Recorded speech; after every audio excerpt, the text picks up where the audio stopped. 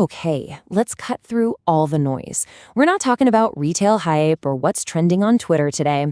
We're pulling back the curtain on the real story, the institutional blueprint for XRP. And I need to be crystal clear from the start. If you ignore this institutional signal, you absolutely risk missing the entire cycle. There's a whole other game being played on a level most people just don't see.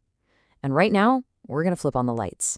You see, while everyone else was distracted by the daily price charts, Stephen McClurg over at Canary Capital pointed to one single acquisition that changes everything. He literally called it the biggest untold story in crypto. And what was it?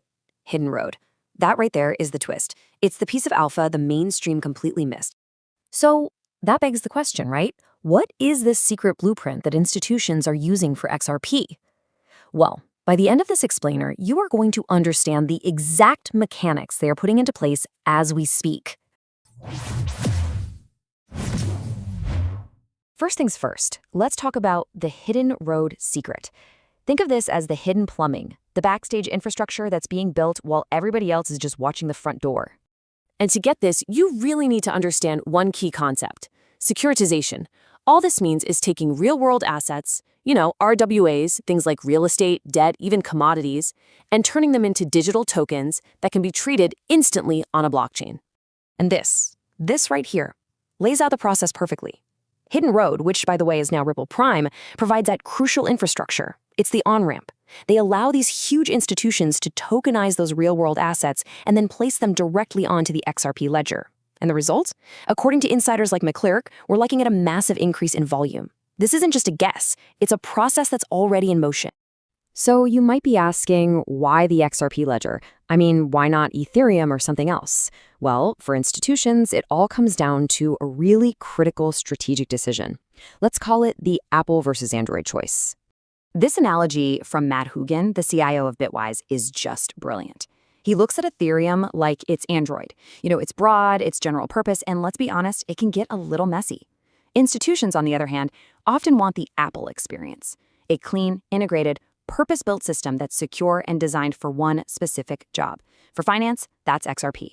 It was built from the ground up to be regulatory compliant. And here's the expert validation right here. Hougan says it plainly. Institutions want these different architectural choices. They already have their Android, now they need their Apple. And there's just no direct competitor. Nothing else combines a planned stablecoin with access to bank charters like Ripple does. XRP is in a lane all by itself. Okay, so the plumbing is being built, the strategic choice is clear. But is this all just theory? No way. Section 3 shows us this is happening right now. Institutions are already earning yield with XRP. Just take a look at the case study of Evernorth. This is not some small startup, okay? This is a digital asset treasury backed by absolute titans like SBI, Ripple, and Kraken. And look at what they're doing. They are not just buying and holding it. They are actively generating yield. They're providing liquidity. They're integrating with DeFi. The most important word on the slide is using. This is that fundamental shift that even Ripple's own CTO, David Schwartz, has been talking about. We are literally watching XRP evolve from what some people saw as just a speculative rock into a productive yield-generating asset. This is exactly what institutions demand, and it's what's being built for them. So, how does all this background work connect to the next huge catalyst that everyone's watching? The ETF. Let's break down the incredibly powerful flywheel effect that this institutional plumbing is going to create. It's actually a pretty simple feedback loop. It works like this. The ETF launches and boom, capital flows in. That immediately deepens the market's liquidity, which makes it easier for the big players to trade. This, in turn, boosts their confidence, which leads to better, more stable price discovery. And what does that do? It attracts even more ETF money, and the whole cycle just repeats and gets bigger and bigger. And like Matt Hougan says, this creates a rising tide that lifts all boats. The biggest takeaway here is that the ETF isn't just some short-term price pump. Because of all the underlying institutional work we just covered, it acts as a permanent structural upgrade to the entire XRP market. Which brings us to the most important part, your action plan. Because, let's face it, this information is completely useless if you don't actually act on it. This is Crypto Global News.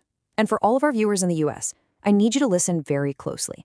These institutional signals are extremely time-sensitive. Don't just subscribe to this channel. That's not going to be enough. You have to hit that bell icon because if you miss the next signal, you will be left behind. It's that simple. And for those of you who want these updates before anyone else, you need to be in our Telegram group. That's where we post all the uncensored information first. Go ahead and scan the QR code you see on the screen right now, or just use the link in the description to join. So we've shown you the institutional blueprint. We've laid out the plumbing, the strategy, the flywheel effect, but there is one final piece missing. What is the one specific U.S. regulation that is set to activate this entire blueprint in the next 90 days? The answer is in our very next explainer, which you can click on right here on the screen. I'll see you there. Stay ahead in the crypto market. Subscribe now for the latest global news and updates.